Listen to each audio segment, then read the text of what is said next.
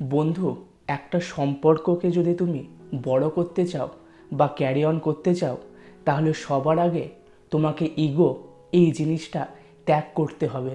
তুমি যদি কোনো সম্পর্কের মধ্যে ইগো রেখে দাও, তাহলে জানবা সেই সম্পর্কটা যদি ভালোবাসারও হয়, বা সেই সম্পর্কটা যদি বন্ধুত্বেরও হয়, বা সেই সম্পর্কটা যাই হোক না কেন, সেই সম্পর্কটা কিন্তু বেশি দিন টিকবে না।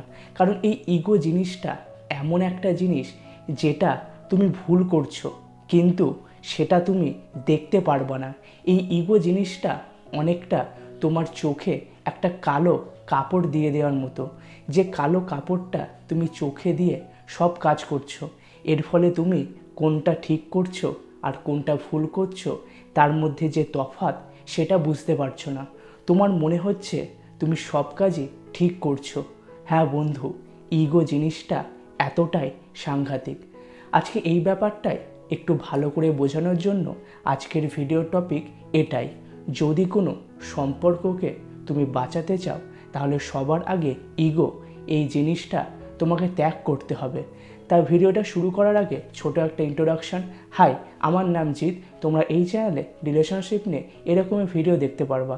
তা আজকে যদি তোমাদের ভিডিওটা ভালো লাগে, তাহলে প্লিজ ভিডিওটাকে লাইক এবং শেয়ার করে দিও, এবং এই চ্যানেলটাকে অবশ্যই সাবস্ক্রাইব করে দিও। তাহলে চলো আজকের ভিডিওটা শুরু করা যাক। দেখো বন্ধু, একটা সম্পর্ক সবসময় তৈরি হয় একটা আন্ডারস্ট্যান্ডিংয়ের ওপর। কিন্তু যদি সেই সম্পর্কতে তুমি সবসময় ভাবো যে তুমি ঠিক, বা তুমি যেটা বলবা তোমার উল্টো দিকে থাকা সেই মানুষটা সেটাই শুনবে, মানে সবসময় তোমার কথায় একটা সম্পর্কে শেষ কথা হবে, তাহলে জানবা এই ধরনের সম্পর্ক কিন্তু বেশি দিন টিকবে না।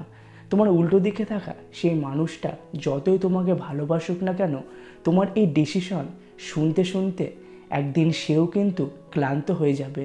কারণ সে এই সম্পর্কের মধ্যে ডিসিশন দিতে পারছে না, তাকে শুধু শুনতে হচ্ছে।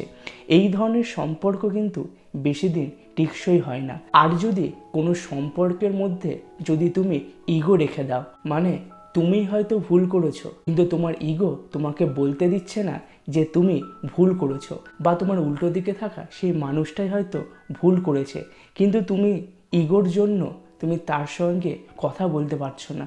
তোমার মন ছটফট করছে তার সঙ্গে কথা বলার জন্য, কিন্তু তুমি তাও তার সঙ্গে কথা বলতে পারছো না, তাকে গিয়ে একটা সরি বলতে পারছো না। কারণ তোমার এই ইগো তোমাকে সেখানে যেতে দিচ্ছে না। তোমার ওই ইগোই তোমার পথে একটা বড় বাধা সৃষ্টি করছে।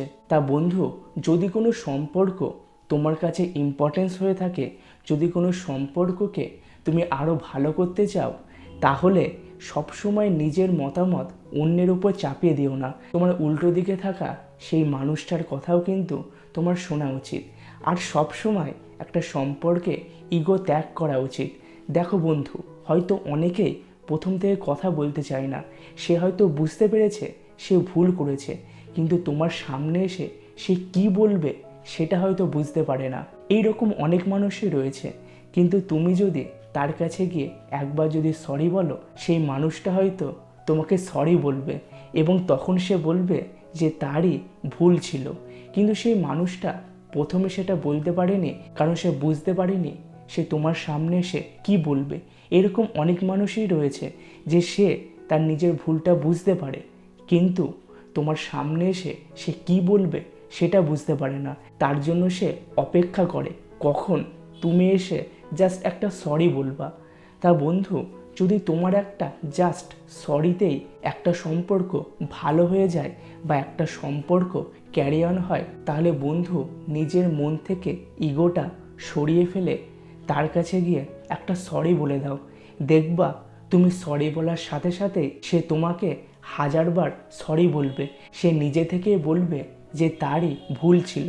তখন দেখবা তোমাকে আর কিছুই বলতে হচ্ছে না। কিন্তু ফার্স্ট স্টেপটা তুমিই নাও, যদি তোমার কাছে সেই সম্পর্কের সত্যিকারের মূল্য থাকে, যদি তুমি চাও সেই সম্পর্কটা ফিউচারে আরও এগোবে, তাহলে নিজের মন থেকে ইগো এই জিনিসটা ত্যাগ করো। একটা সম্পর্কে সবসময় এটা ভেবো না যে তুমিই ঠিক, তুমি যেটা বলছো সেটাই 100% ঠিক। এই রকম যুক্তি নিজে ধরে রেখো না, কারণ এই ধরনের যুক্তির ফলে তোমার ইগো আরও বাড়তে শুরু করবে। এর ফলে যদি কোনো সম্পর্কের মধ্যে ঝামেলা হয়, তখন তুমি ঠিক, তোমার যুক্তি 100% সঠিক, এই জিনিসগুলোই সেই মানুষটার কাছে গিয়ে তোমাকে সরি বলতে দেবে না। তোমার এই ইগো জিনিসটাই তোমার এই সম্পর্কটা কিন্তু তোমার অজান্তেই ভাঙতে শুরু করবে।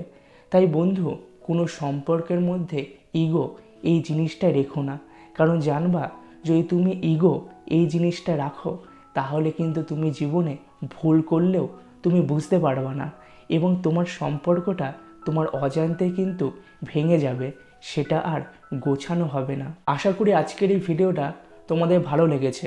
আজকের এই ভিডিওটা এইটুকুই।